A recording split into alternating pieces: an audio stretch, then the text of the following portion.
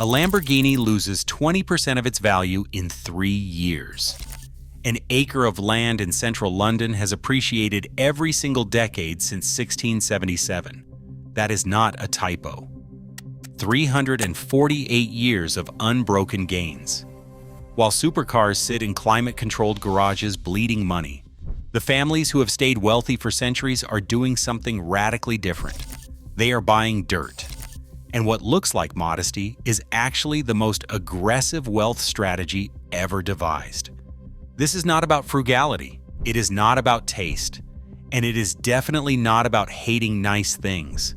It is about a wealth preservation playbook so effective that the families who follow it have survived world wars, currency collapses, revolutions, and every financial crisis of the last 3 centuries. The question is not why old money avoids flashy cars. The question is what they know about land that the rest of the world is only beginning to understand. And it starts with a marriage that happened before the United States even existed.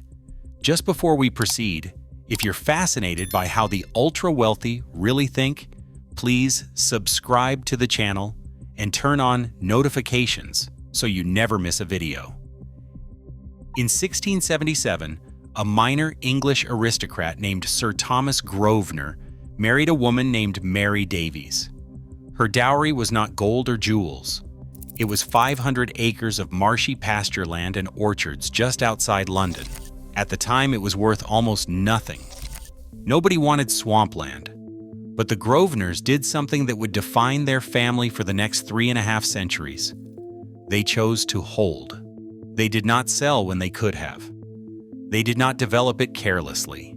Instead, they adopted a lease structure, letting others build homes on the land while the family retained ownership of the ground beneath. When the leases expired, everything reverted back to the family. That swampland became Mayfair, and then it became Belgravia. Today, the Grosvenor family still owns over 300 acres of central London, some of the most expensive real estate on Earth. The current Duke of Westminster, Hugh Grosvenor, is 34 years old, worth approximately $12.7 billion, and he inherited it all through a trust structure so well designed that virtually no inheritance tax was paid on the transfer. But here is the part that matters more than the money. The Grosvenors did not get rich once. They stayed rich for 348 years, and the mechanism was always the same: land. They are not alone. Across Europe, the oldest dynastic families, the ones who have held wealth for 300 years or more, follow a principle so consistent it has become almost a formula.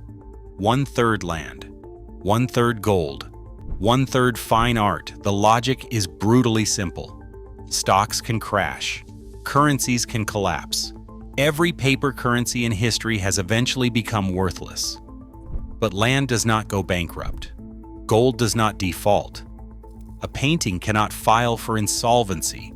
If you own a hard asset, you own it. There is no issuer, no counterparty, no balance sheet between you and the thing itself. Now, you might think this is an outdated aristocratic strategy, something from a world of castles and horse-drawn carriages. But that is where it gets interesting, because the wealthiest people alive today are quietly doing the exact same thing. Bill Gates is the largest private owner of farmland in the United States. He owns approximately 275,000 acres spread across 18 states. That is roughly 1/3 the size of Rhode Island. He did not buy a single acre himself. His investment firm, Cascade Investments, assembled the portfolio through a series of massive, quiet acquisitions, including a $520 million purchase from the Canada Pension Plan Investment Board in 2017. The farms grow potatoes that end up in McDonald's French fries, carrots from the world's largest producer, and onions that Americans cook with every night. Gates has said there is no grand scheme. It is simply a good investment. And the numbers back him up. Over the last 50 years, American farmland has risen in value by about 6% per year, with only 5 down years during that entire half-century. The NCREIF Farmland Index has delivered annualized total returns of roughly 10% since 1992, with negative years almost non-existent. Compare that to a luxury car. The average vehicle loses 20% of its value in the first year alone. Supercars fare slightly better, but even a Lamborghini typically depreciates 20 to 30% in 3 to 4 years. Drive it off the lot, and you are burning money. Buy an acre of Iowa cropland, and it pays you rent while it appreciates. This is the calculation old money makes every single time. Not which asset looks impressive, but which asset compounds. And it is not just Gates.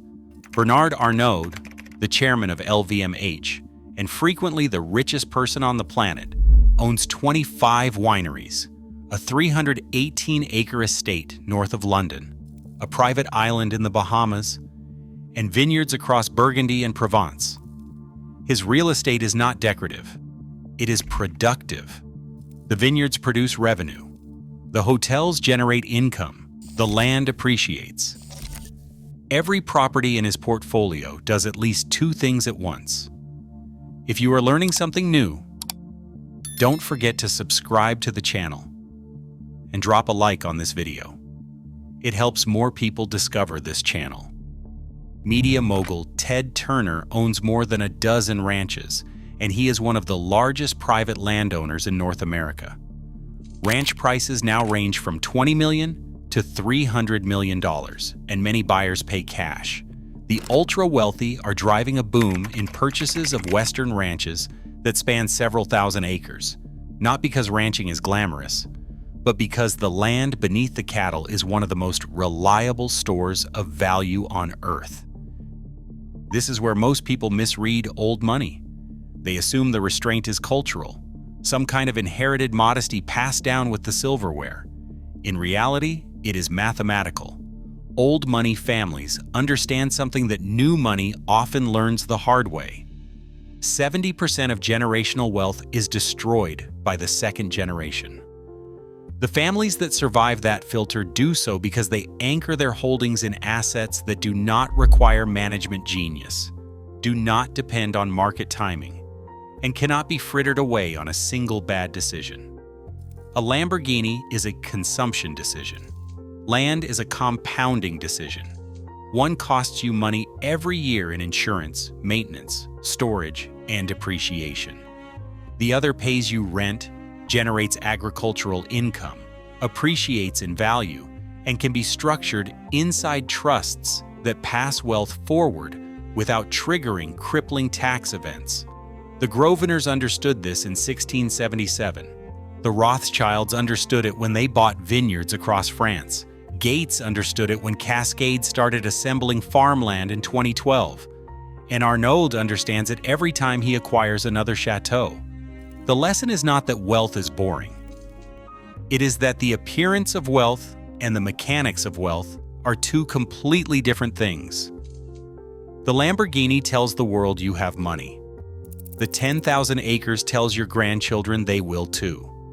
And in a world where farmland is becoming scarcer, where only 7% of Earth's surface is suitable for cultivation, and where nearly 40% of American farmland is already owned by people who do not farm it themselves, the old money playbook is not just surviving, it is accelerating. The real luxury is not what you drive, it is what you own that still has value 300 years from now. And if that changes your perspective on what wealth actually looks like, please subscribe. There is a lot more to this world than what is parked in the driveway. We break down the money moves they do not teach you in school. See you in the next one.